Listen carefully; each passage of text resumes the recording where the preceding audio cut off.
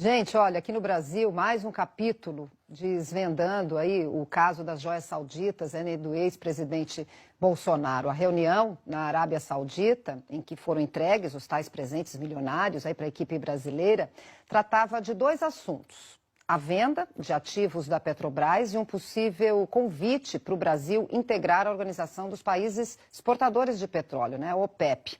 É o que mostra um telegrama enviado da Embaixada Brasileira em Riad, capital da Arábia Saudita, para o Itamaraty. Vamos entender melhor essa história, então, com a Raquel Porto Alegre. Raquel está falando ao vivo com a gente direto de Brasília. Raquel, sexta-feira, muito bom dia, bem-vinda. Traz os detalhes aí para a gente, o que estava, afinal de contas, por trás dessa reunião, né, que a gente ficou sabendo agora, depois, só por causa dessas joias. Isso mesmo, Beth. Bom dia para você também e para todos no Conexão. O que acontece? Quem assina esse telegrama foi o embaixador Marcelo Delanina. Ele é embaixador em Riad, na Arábia Saudita, mandou um telegrama aqui para o Brasil, para o Palácio do Itamaraty, descrevendo essa reunião, esse encontro que aconteceu entre o ministro de Minas e Energia do Brasil, o então ministro Bento Albuquerque, seus assessores, e o príncipe saudita, que equivale lá no país deles ao ministro de Minas e Energia. Então eles fizeram uma reunião juntos e nessa reunião, segundo descreve esse telegrama, eles trataram justamente da venda de ativos da Petrobras e também de um possível convite para que o Brasil integrasse uma versão estendida da OPEP, que é a Organização dos Países Exportadores de Petróleo.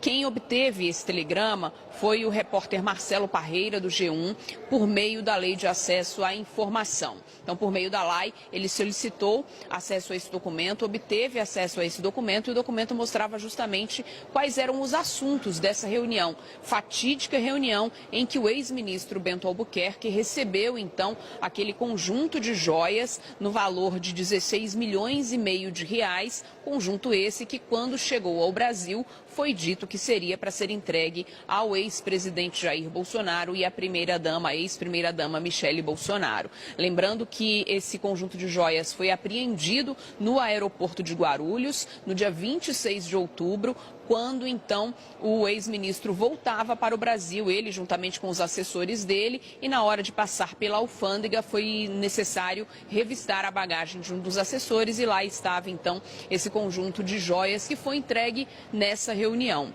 O embaixador brasileiro em Riad, Marcelo Delanina, ele relata, né, um pouco da conversa que aconteceu entre as autoridades nessa reunião. Ele diz que o chefe da assessoria especial de Relações Internacionais do Ministério de Minas e Energia, Christian Vargas, perguntou aos árabes sobre a compatibilização entre o setor de petróleo dos países da OPEP e do Brasil, já que aqui no Brasil as companhias petroleiras são de capital aberto. E ele teria perguntado, inclusive, ao príncipe saudita, se a Petrobras, teria dito que a Petrobras passava no momento por um processo de desverticalização e de alienação de seus ativos downstream como parte de uma reforma do setor de energia, que apontavam para a crescente liberação do mercado, no qual os entes estatais encontravam limitações legais para intervir.